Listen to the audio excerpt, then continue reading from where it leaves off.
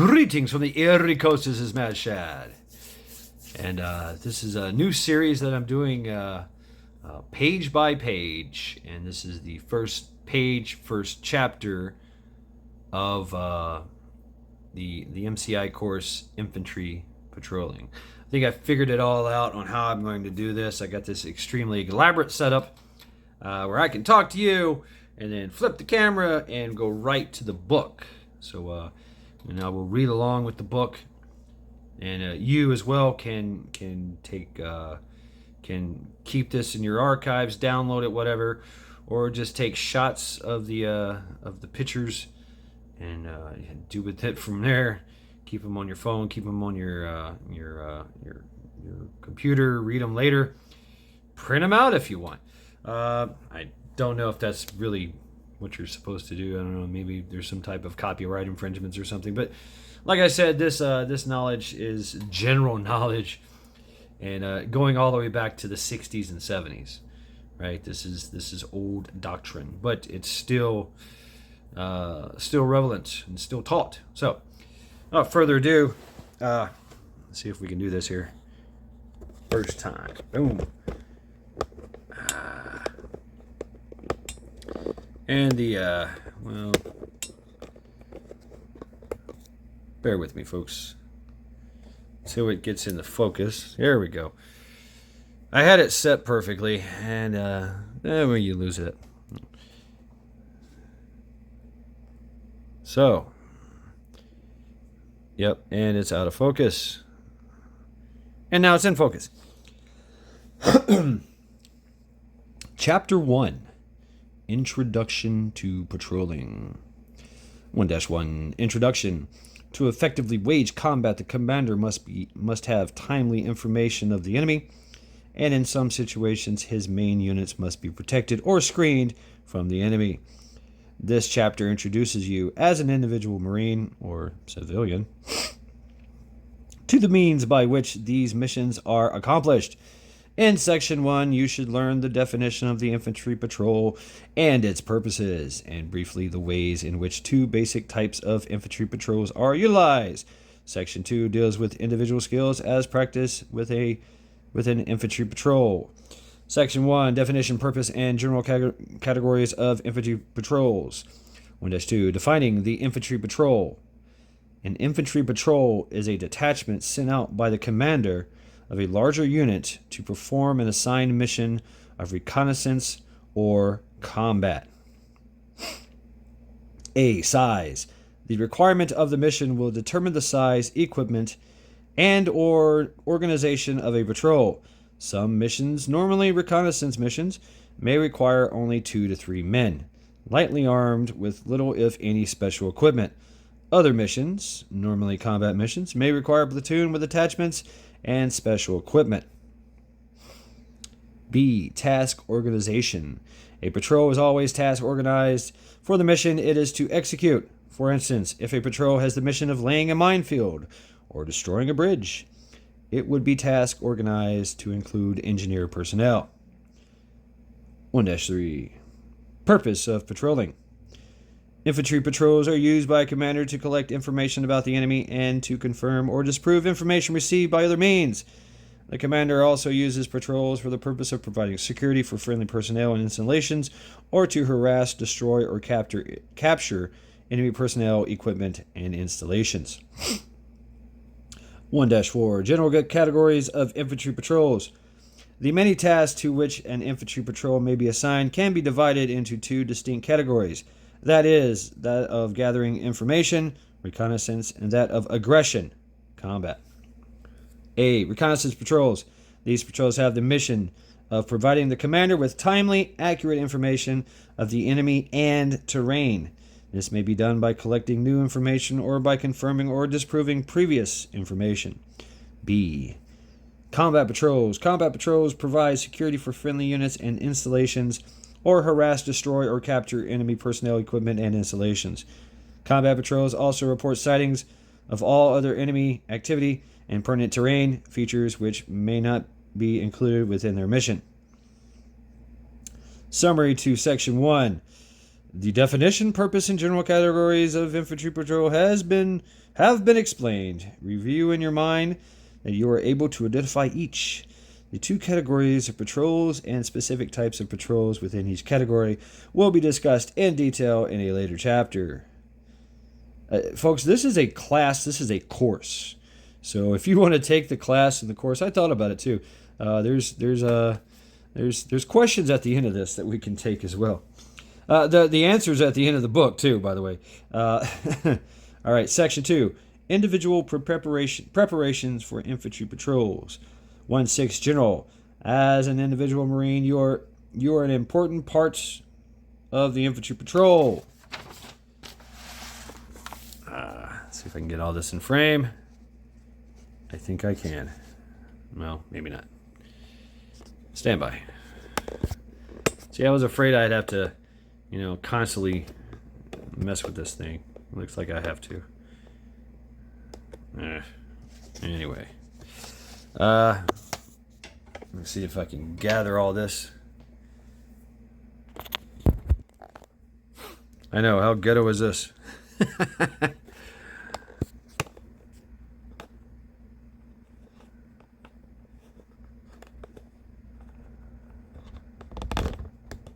Wow.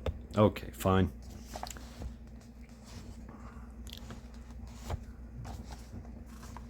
Okay.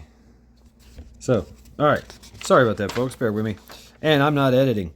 As an individual Marine or citizen, you are an important part of the infantry patrol. Your proficiency in the individual skills required while on patrol is the key to the success of the patrol. For this reason, it is essential for you to be proficient in 6 skill areas. These skills are land navigation, cover and concealment, camouflage, observation, movement, and tracking. Interesting, huh? These individual patrolling skills are discussed in this section to prepare you for patrolling.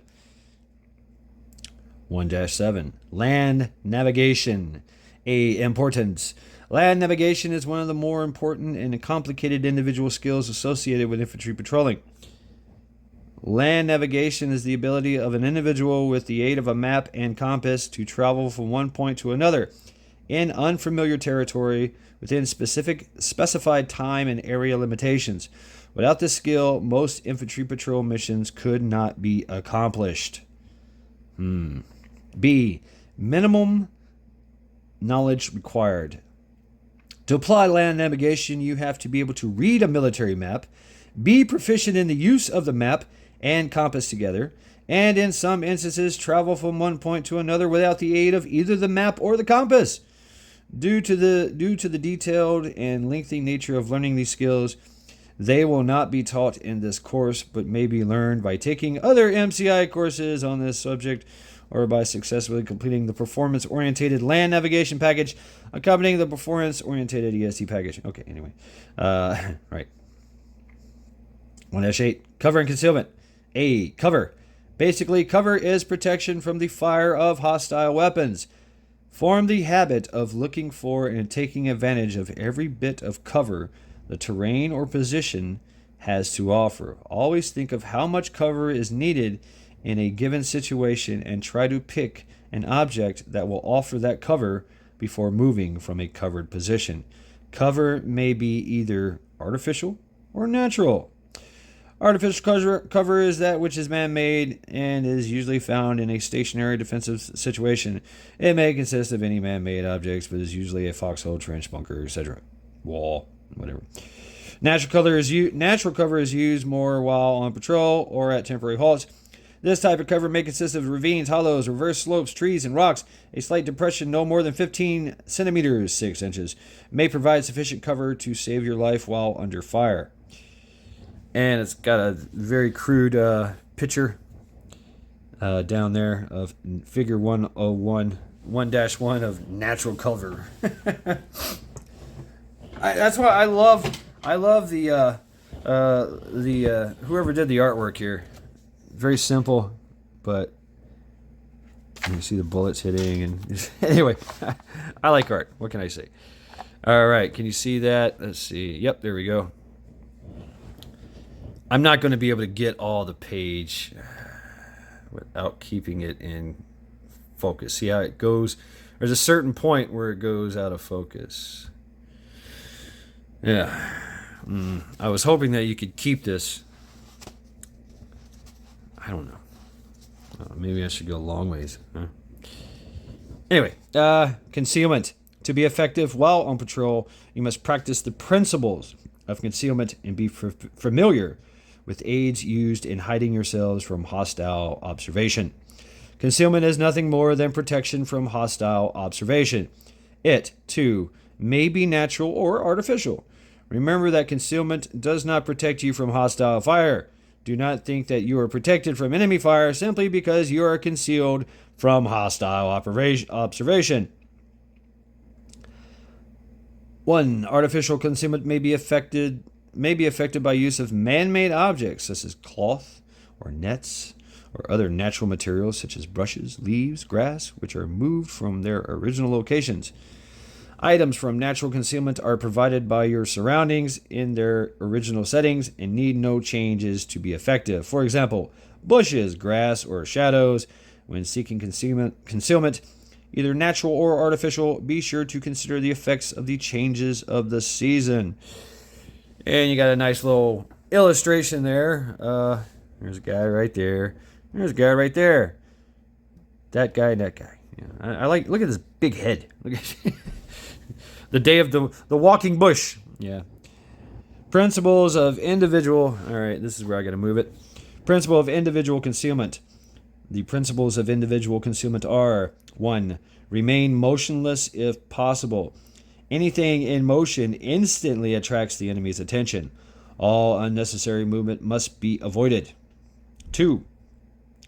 Use all available concealment. An individual should always conduct himself as if he were being watched. 3. Observe from the prone position. The prone position offers a low silhouette which makes detection difficult. 4. Expose nothing which glistens. The reflections will immediately attract attention. 5. Blend with the background. Contrasting colors are instantly observed. 6. Stay in the shade. Moving shadows are readily noticed. I'm trying to make it through this chapter, folks. I'm very bummed that I can't get the whole page in the thing. All right. 7. Break regular outlines of objects. All military objects have a distinctive shape. Many times an individual is revealed by his shadow or silhouette. Therefore, it is necessary to distort or change the outline of all identifying objects. 8. Keep off the skyline. Figures on the skyline can be seen from great distances and are instantly recognized from their outlines. D. Aids to concealment. The following techniques will help an individual remain undiscovered. 1. Look around the side of an object when observing, unless it can be seen through. This enables you to be in a firing position if the need to fire rises. 2. Fire around the side of an object, not over the top. 3. Never look or fire over the top of concealment or cover unless it is absolutely necessary, and then be sure that the outline of your head or helmet is broken. 4.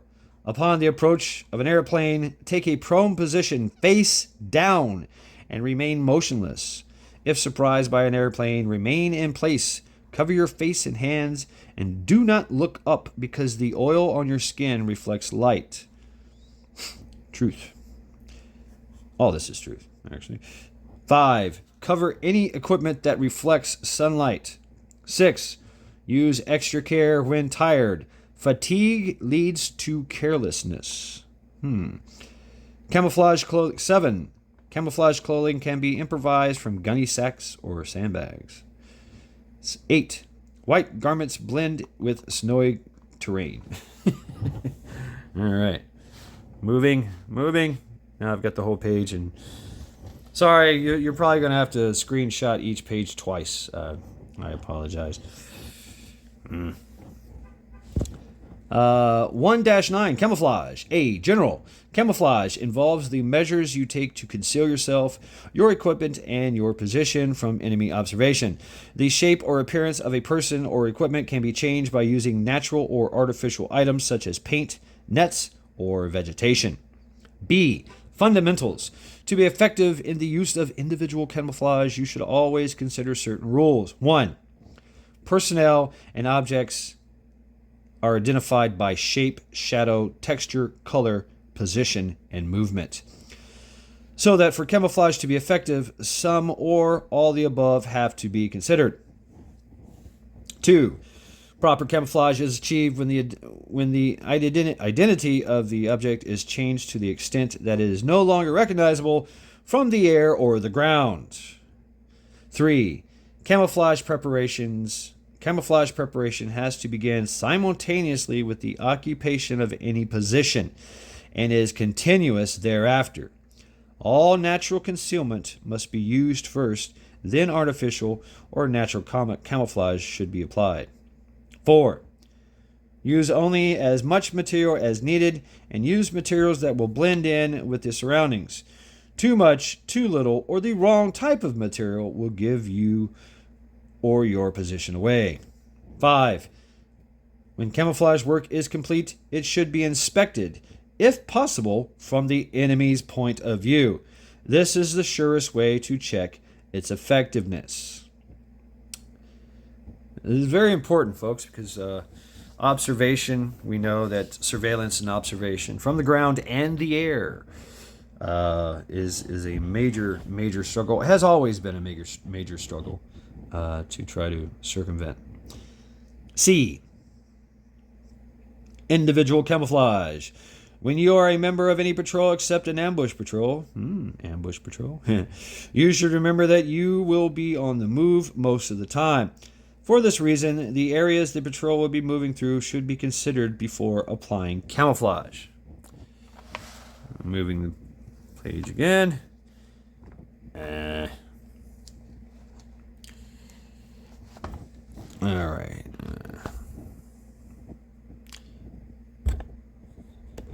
Really bugs me. I don't have an extra clicker there. It wants to pull it down into a notch. The last notch. I don't know.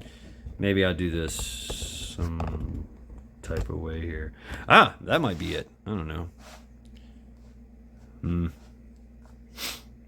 Sorry, folks. I'm playing with it. Try to bring the words into focus. There we go. That's pretty damn good. All right. Both you and your equipment must be dulled down or have basic camouflage, such as skin paint applied before departing friendly lines.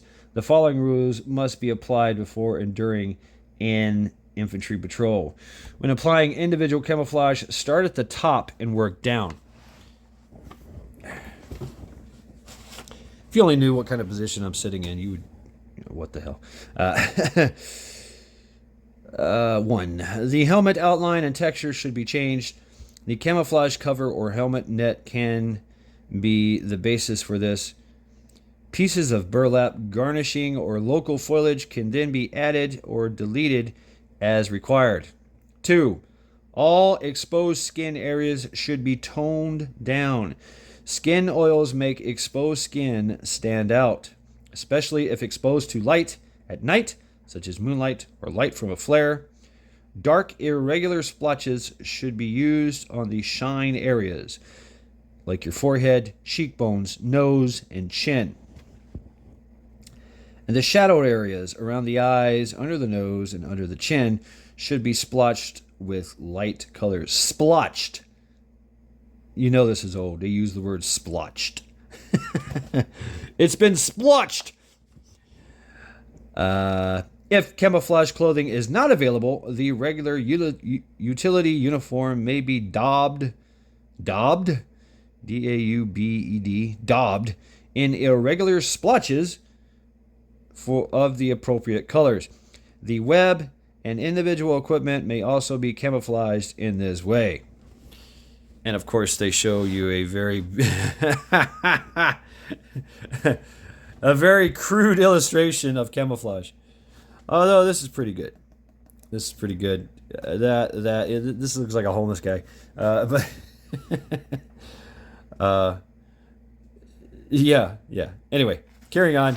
I'm having too much fun with this. I can almost get it all in the frame. Man. Almost. There's the end of the frame.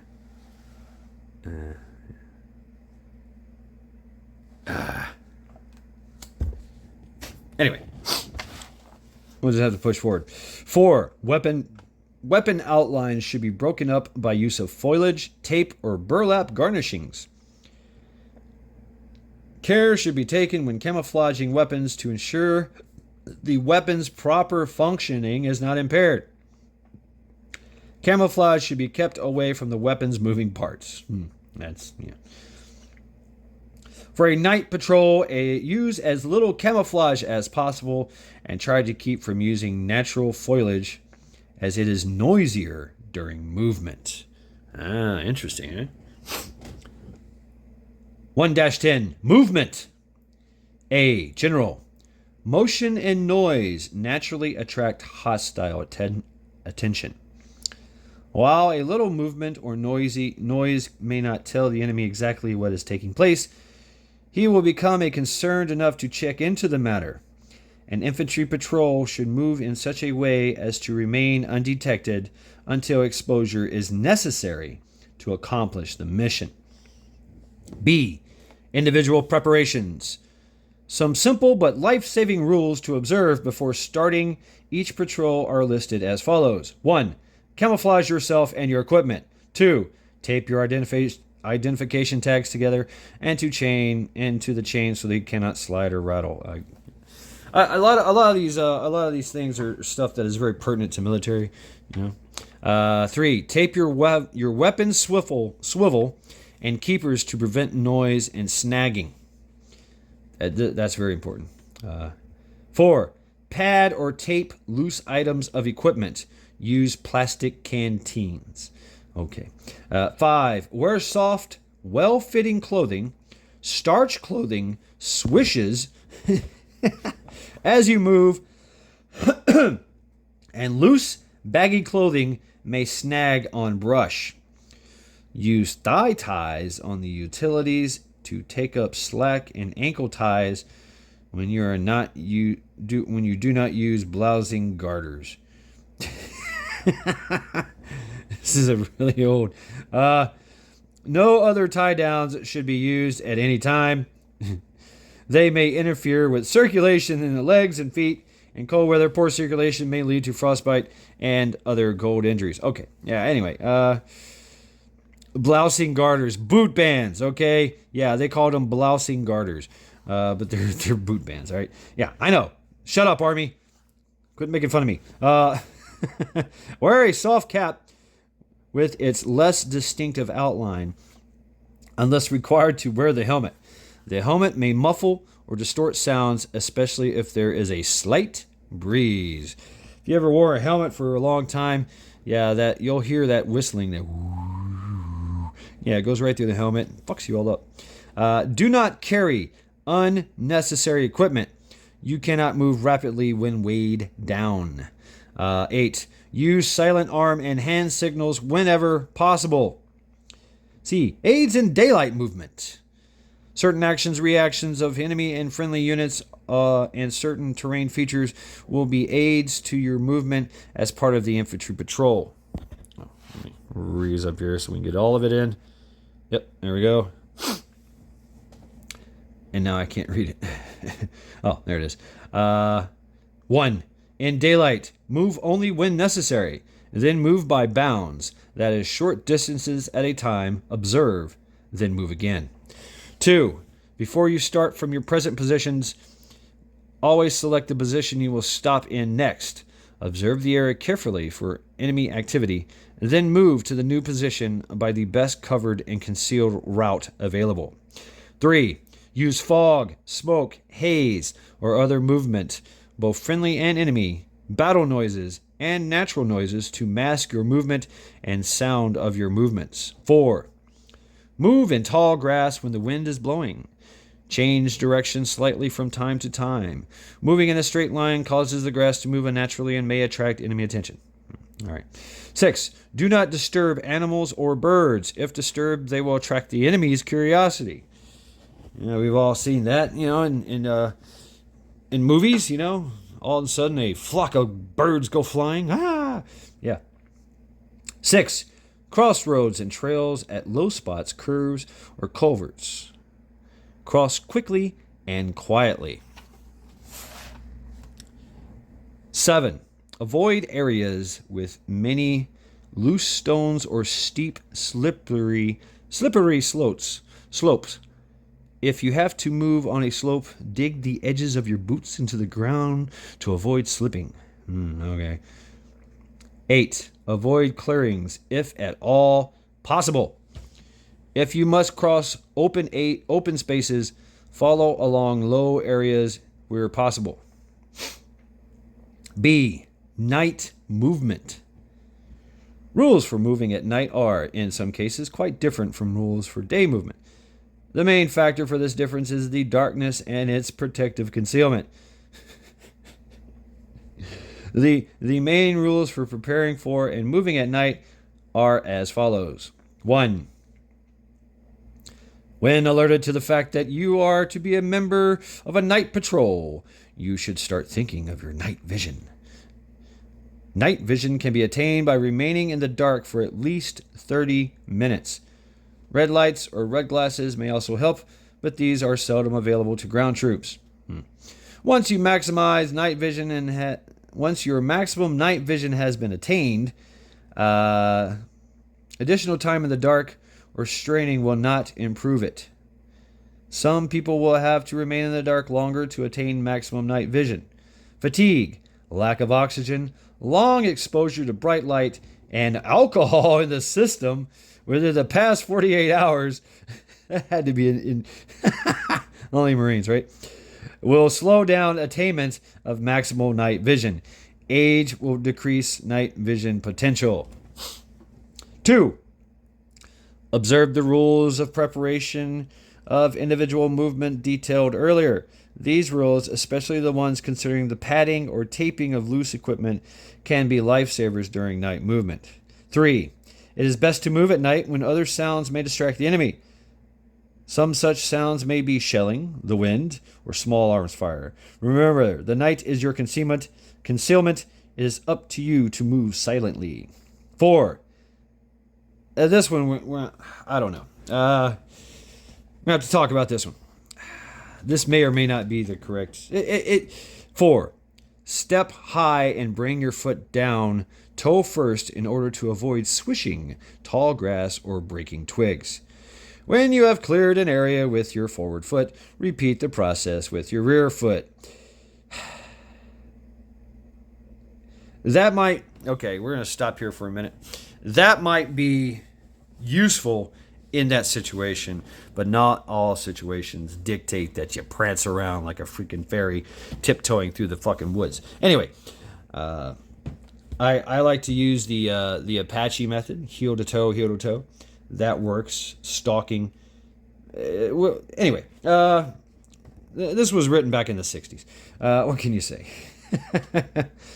5. When the light conditions at night permit, stay away from woods, ditches, and brush when moving. In most cases, a more open route can be followed at night, thereby cutting down on noise. That's interesting. Yeah, I mean, it's true. If you're going through some heavy brush, you're going to make a lot of noise, unless you go really, really slow. 6.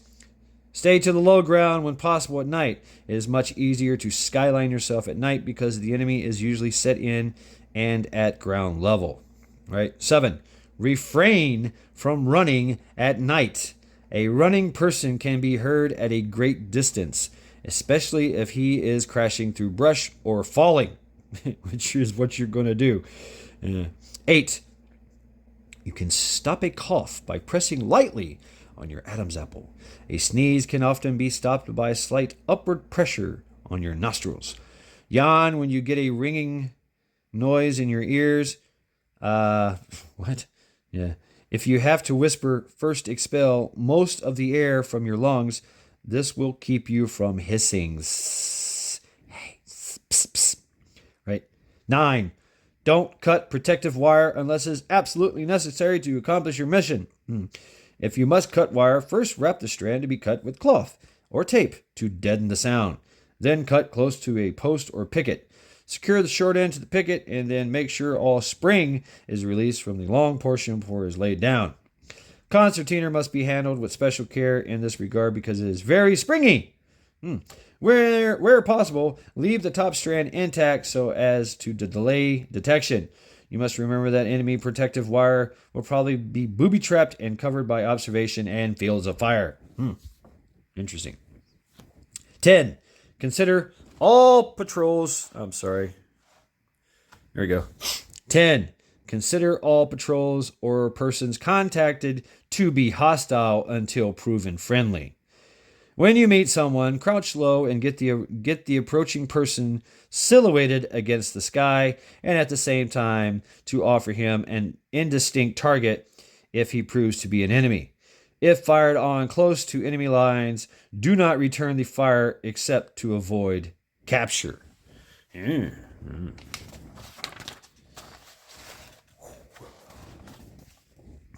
right, can we see that? Yep, okay. 11. Always use a different route when returning from that used when going on a patrol, and if possible, don't use patrol routes that have been used before. This will lessen the chance of encountering booby traps or ambushes. 1-11. Observation. An implied mission for all patrol members is to observe and be able to make an accurate report on what you have observed.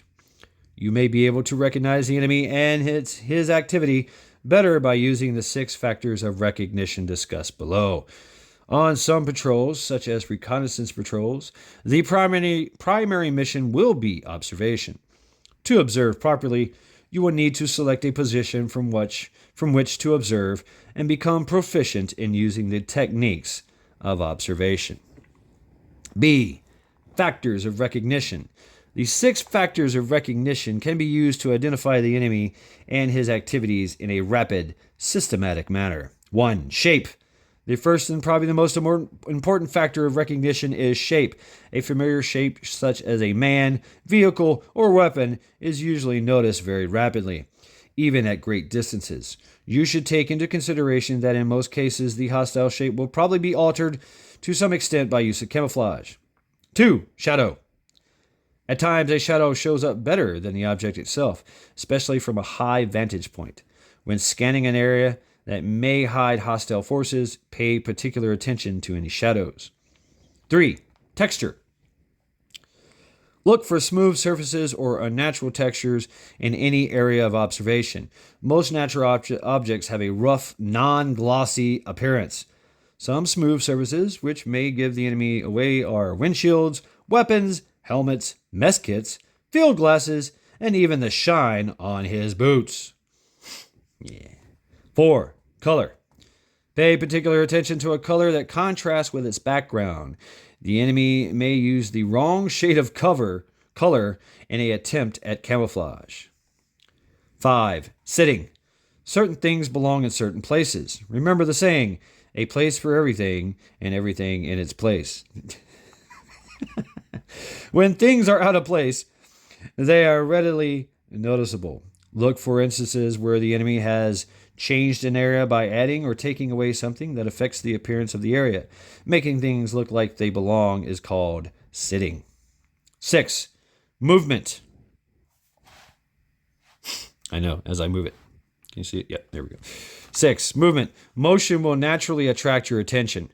While a little movement may not indicate what the enemy is doing in a certain area, it should attract your attention so that a careful study can be made by you to detect any further enemy activity.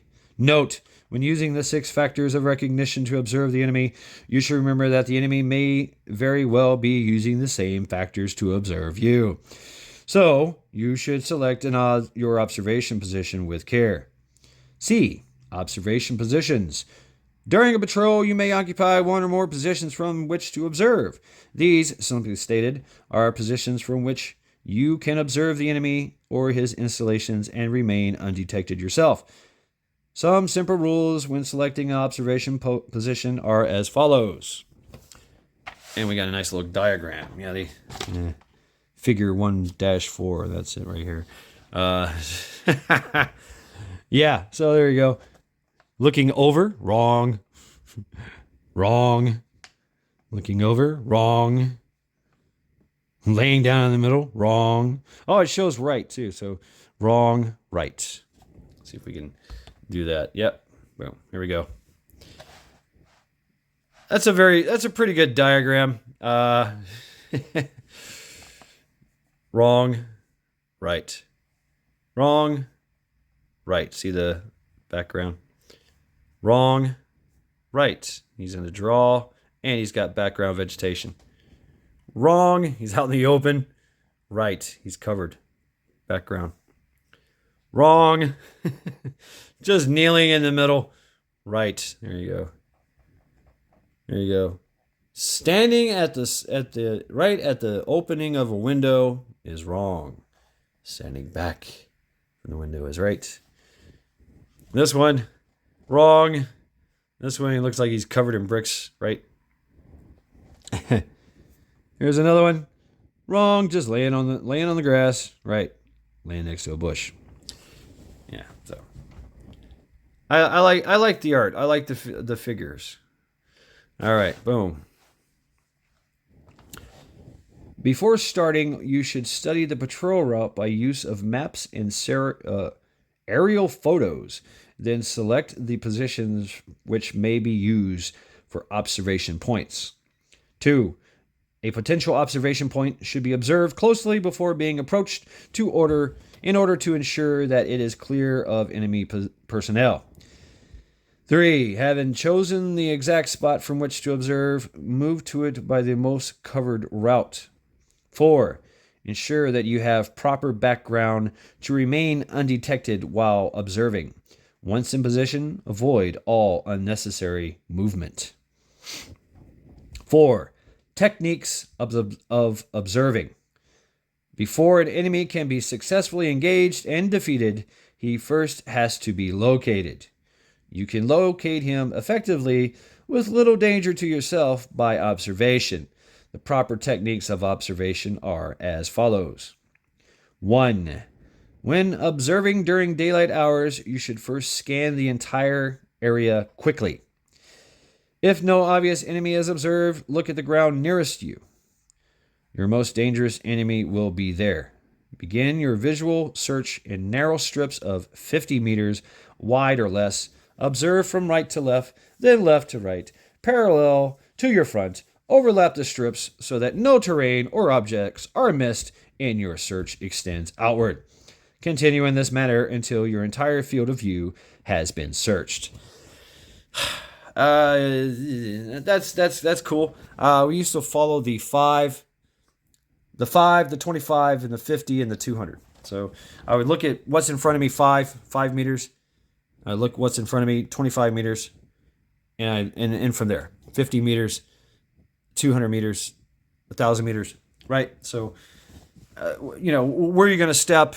I don't know. And we have a nice little a nice little drawing here. Figure 1-5.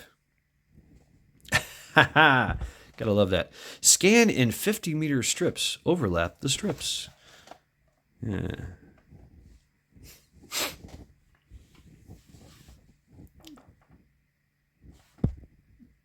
Hey, enough.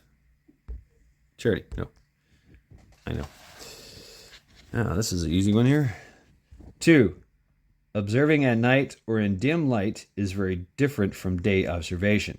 When assigned a night observation mission, you observe the principles of night vision, dark adaptation, off-centered vision, and scanning. Dark adaptation has already been discussed earlier in the night movement paragraph, and the same principles apply here. B. Off-center vision is the technique of focusing your attention on an object without looking directly at it. One portion of the eye can see more clearly during the day, and another portion can distinguish objects better at night. To bring the night portion of your eyes into focus, you should look 6 degrees to 10 degrees away from an object, and they have a figure 1-6 we'll look at. C. Scanning is using off-centered vision to observe an area or object in darkness. Your night vision can only last 4 to 10 seconds in any focus. So you should move your eyes in short, abrupt, irregular movements over and around your target. Figure 1-7. Concentrate your attention on the target, but do not look directly at it. Pause a few seconds at each point of observation because your eyes can't focus while in motion. Wow. And here's the figures. Here's a figure 1-6. It says, look slightly away from an object at night so that the object is focused on the night portion of your eyes. And here it has a little diagram of how your eyeball works. Line of sight, 6 to 10. And then so you look that way to see the tank. If you look directly at the tank, it's going to look like a blotch. Right. A blotch. Boom, here we go. At night, scan in short, abrupt movements. EDD, I don't know. It's doing some stupid shit. Anyway. I like this one. This I've encountered. Figure 1-8. When observing at night, don't see something that's not there. This guy, he's looking at a tree or a bush, and he swears up and down this is what he's looking at. This is what he's thinking, right? Remember what he's thinking? Yeah. Oh, no, there's enemy everywhere. No, it's just a bush.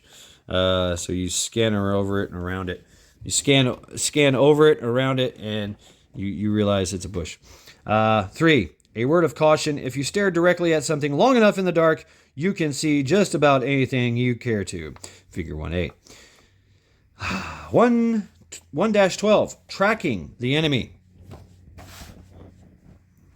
1-12. Tracking the enemy. General. In some combat situations, it will be necessary for a patrol to trail or track enemy forces. Because of these requirements, and the individual should be familiar. Can you all read that? Yeah, okay. Familiar with the methods of detecting and following tracks and signs left by the enemy and his equipment. B. Tracking. In most areas of the world, it is difficult to move personnel or equipment without leaving signs. Following these signs is called tracking. Really? In some localities, the local people may be employed for this purpose. Where very little, if any, sign is left by the enemy force, a scout dog may be used.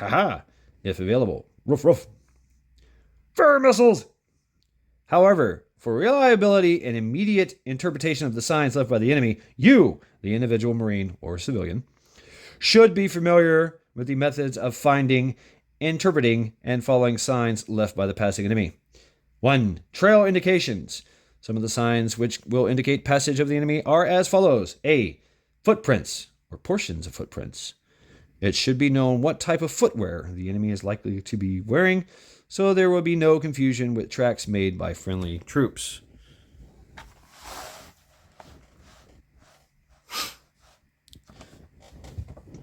B. Direction of grass, leaves, and sticks kicked up by feet. These will indicate the direction of movement by the enemy. C. Unnatural formations of vines, dead grass, broken twigs will indicate that they have been pushed aside, thus disturbing the natural appearance of the vegetation. D. Sap, latex, or fluid exuding from cuts or bruises on roots and trees. Some bark is easily broken when stepped on, or sap may appear. E. Change in color of vegetation. This occurs when foliage has been disturbed and the lighter underside of the leaves is turned up. This color will contrast sharply against the normal shiny surfaces.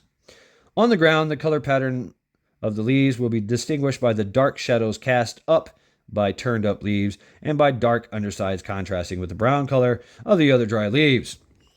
Right. F. Dirt smudges on rocks, logs, and leaves. Footgear will usually be wet and dirt will adhere to it, smudging and dropping off in fragments. G. Water. On certain areas, whereas the remainder is dry. Water is usually collected in depressions made by footprints. If the general size and physical characteristics of the enemy are known, the depth of which a print may give a good indication of the weight the man was carrying. The fact that dirt or mud tends to pile up around the outside of the print usually means that the man was running when he made the print. H. Disturbance of insect life. Some insects, especially ants, follow a definite path in movement and wear a most distinctive imprint through vegetation on the ground. If something violates this path, for instance, a footprint, ants will go around the interruption. Deviation from an established route by ants is a good indication that something has passed over the area. Cool. Yeah, interesting. 2. Favorable tracking conditions. You will find that tracking is easier under the following conditions. A. Air and ground temperatures are about equal. B. The vegetation and ground should be damp. C. Signs last longer in shady areas. D. There is little or no wind. 3. Unfavorable tracking conditions. The following conditions make tracking more difficult. A. Direct sunlight. B. Strong winds. C. Heavy rain. D. Local movement, residents in the area. E. Rocky or hard ground. F. Numerous streams. Sorry. I'm reading these things and not even... Very annoying. All right. A. 4. Enemy deceptions and counter deceptions. A. The enemy may try to confuse you by walking backwards. To counter this deception, remember that grass and twigs and weeds will always be bent or kicked in the direction of travel, regardless of the fact that footprints appear to be going the other way. Also, the dirt from the footprints will be pulled from the rear by the heel. All right, we're into this chapter here. B. At times, the enemy may try to hide his trail by walking in a stream. To counter this ploy, search both banks of a stream at least 500 meters in either direction from the point of entry. That's a lot of room. C. You may find that the enemy has split up into small groups. If this happens, mark the point of separation and a decision will have to be made on which group to follow. D. When the enemy tries to hide his trail by moving over rocky or hard ground, jumping to one side of a trail frequently, or covering his trail, you must then be more patient in order to work this trail out. You may find only a scuff mark on a stone, a overturned leaf, a broken twig. Any of these small signs may give you an indication of the enemy's direction of travel. Summary to Section 2. Within this section, you have learned about the following topics. Review these to be sure you can recall the important details about each. That a patrol member should be proficient in the 6 basic individual patrolling skills, which are land navigation, cover concealment, movement, observation, camouflage, and tracking. The definition of the 6 basic individual skills used for patrolling. The 6 factors are used when observing. These are texture, color, seating, movement, shape, and shadow. And here we have a test. That's right. Of course there's a quiz. So I think I can get it all in, right? Let's see. Yeah, I got it all in. Most of it. Yep. All right, so we'll do this. This lesson will introduce you, the individual Marine or civilian, to infantry patrolling. Upon successful completion of this lesson, you will be able to identify the 2 general types of infantry patrols. You will also be able to define the individual skills related to successful patrolling and the ways in which these skills are applied by the individual Marine or civilian. A. Multiple choice. Select the one answer which best completes the statement or answers the question. After the corresponding number to the answer sheet, blacken the appropriate boxes. Value 1 point each. All right. So if you'd like to take this test, put it all together here in one. I can do it. Yes, I did it. 1. What would you call a detachment sent out from a larger unit to perform an assigned mission of reconnaissance or combat? A. Alpha Command Unit. B. A clandestine unit. C. An infantry patrol. D. The base squad. So you already see how basically they give you the answer. I mean, they make all the other answers absurd. 2. What determines the number of men and type of equipment used for an infantry patrol? A. Friendly air power. B. Terrain and weather. C. Requirements of the mission. D. Size of danger areas. All right. I can tell you already. I don't know. You tell me. You tell me. 3. What is one purpose of an infantry patrol? A. To man a supplementary defensive position. B. To plan the use of automatic weapons for the FPL. C. To channelize the enemy into the FEBA. D. To seek out and destroy enemy personnel.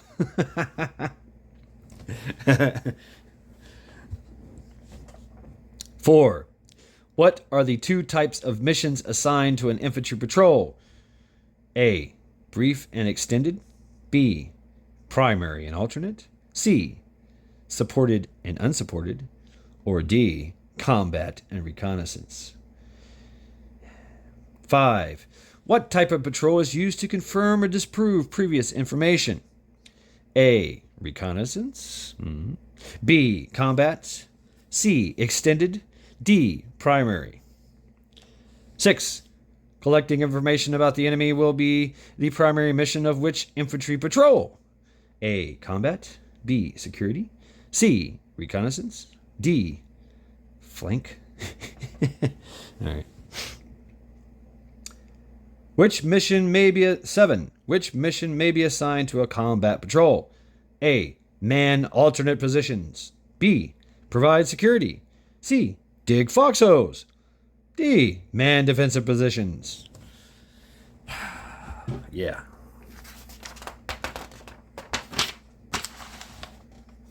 Oh my God, it just keeps going and going and going. So yeah, if you'd like to take this test, please feel free. I will read it to the end, and this will conclude our video and chapter. All right. Can you read that? Yeah. Okay, good. 8. The 6 essential patrolling skills are land navigation, cover and concealment, movement, observation, tracking, and A. Life-saving steps. B. Camouflage. C. Use of scout dogs. Or D. Civil disturbances. They make it fucking obvious. And anyway. 9. What patrol skill must you learn in order to find your way from one point to another with the aid of a map or a compass? Is it A. Fire maneuver. B. Land navigation. C. Tracking. D. Movement. 10. What is protection from the fire of hostile weapons called? Camouflage. A. B. Cover. C. Concealment. D. Shielding. Okay. I like that. 11. What type of cover is a foxhole, trench, or bunker? A. Natural. B. Overall. C. Overhead. D. Artificial. 12. What are the 2 types of cover and concealment? A. Natural and artificial. B. Heavy and light. C. Partial and complete. D. Primary and alternate. Okay. 13. What provides protection from hostile observations but not from hostile fire? A. Movement. B. Concealment. C. Cover. D. Shielding.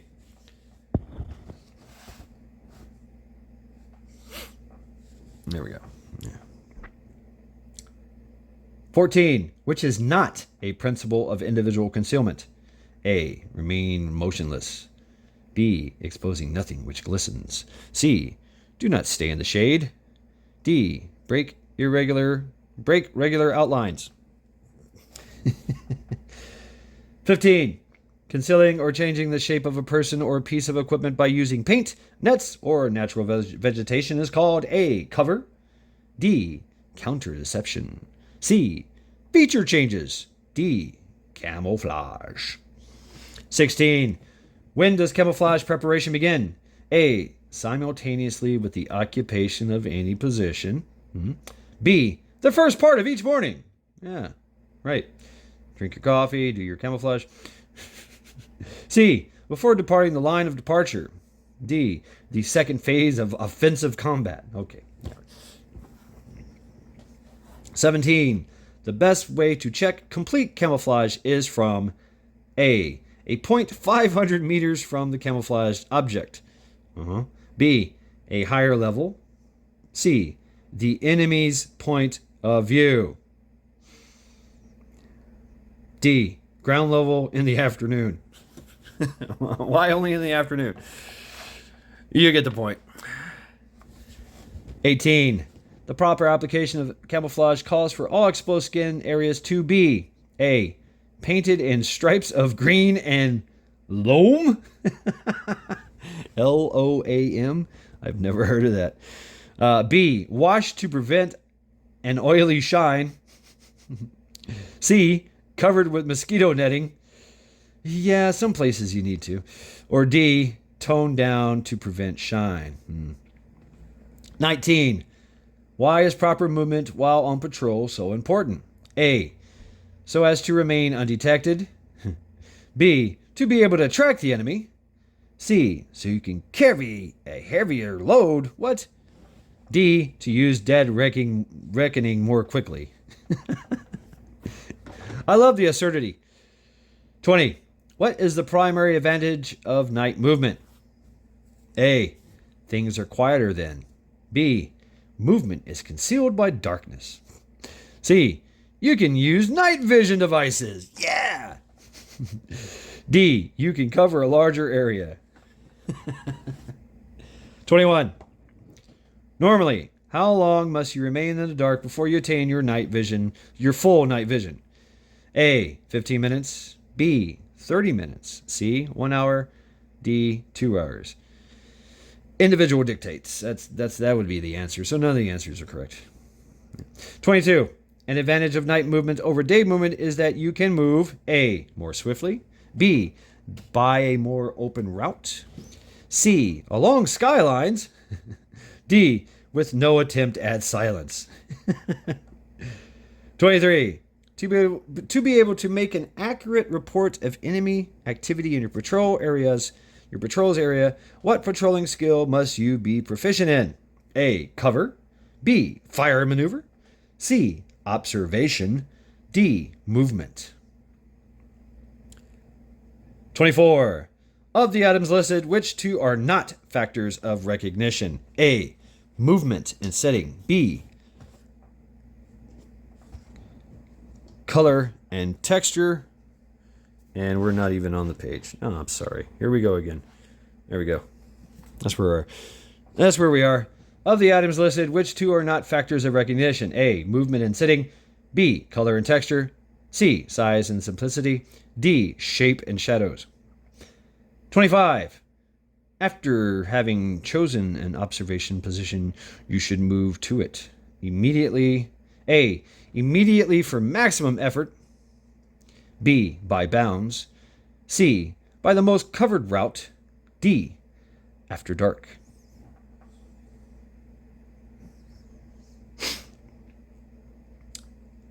26. When observing, you should observe in overlapping strips parallel to your front. These strips should be blank meters wide. A. 25. B. 50. C. 75. D. 100. 27. What is the technique of focusing your attention on an object without looking directly at it during night observation? A. Off-centered vision. B. Deceptive observation. What the fuck is deceptive? C. Off-target concentration. D. Visual relaxation. No. 28. Of the means available to the patrol for tracking, which is the most reliable and offers the quickest interpretation of the signs left by the enemy? A scout dog. B. The individual Marine or civilian. C. A native tracker. D. A Geiger counter.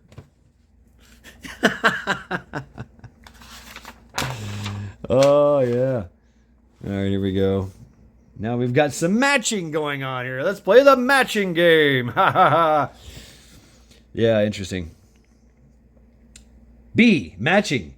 In the two groups below, 29-33 and 34-37. Match each item in columns 1 with its applicable item in column 2. After the corresponding number of the answer sheet, blacken the appropriate box. Value 1 point each. Column 1. Tracking conditions. 29. Direct sunlight. 30. Damp vegetation on the ground. 31. Strong wind. 32. Equal air and ground temperature. 33. Shady areas. Column 2. Favorable and unfavorable. A. Favorable tracking conditions. B. Unfavorable tracking conditions. So what you do is column 1, column 2 is you take 29 to 33 and you match them with either favorable or unfavorable conditions. So you can understand that. All right. Column 1, techniques of movement. 34, high step and bring foot down. 35, move through woods, ditches, and brushes. 36, move by bounds. 37, stay low to the ground. And of course, column 2, day and night movements. A is day movement. B is night movement. Total points, if you win, is 37 points. And we can and thus concludes that section. Chapter 1. Chapter 2 will commence at another time. So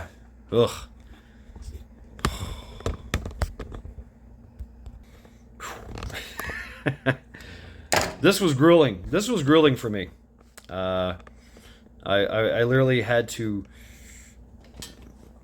lean forward and brace myself and squat, and yeah, it wasn't fun. It wasn't fun for me. I'm gonna have to figure out another way to figure this all out, to present this in a more a better format for you.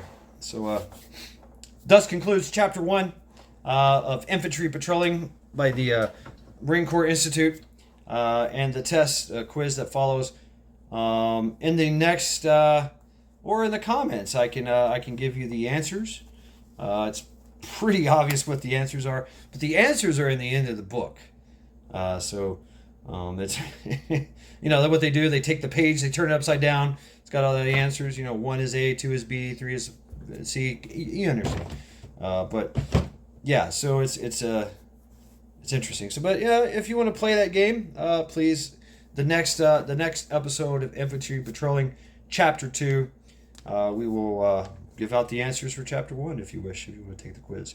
So I hope this has been helpful, and I hope that we can continue and get this whole book through. Obviously, it's grueling, it's boring, as you can tell, but there's some really, and some of it is pretty obvious. That's my thing. It's pretty obvious once they lay it out on the table. When they're talking about it, when you're reading it, you're like, man, it's stupid. No, a lot of people don't know this shit. And you think about it. You're a 17-year-old kid, and you just spent the rest, most of your life in a city. There you go. I mean, okay, I know, yeah. And some you're dealing with people of different levels and degrees of intelligence. I mean, some are knuckle draggers and some are deep thinkers, and some are mathematicians. So it has to be in a format that everybody can understand. So Some people don't get this shit. Some people fail this shit. So keep that in mind. It all depends on how you how you go over it and retain this information, and go from there. So I hope this has been helpful. This has been Mad Shad in Chapter 1, Infantry Patrolling. Take care.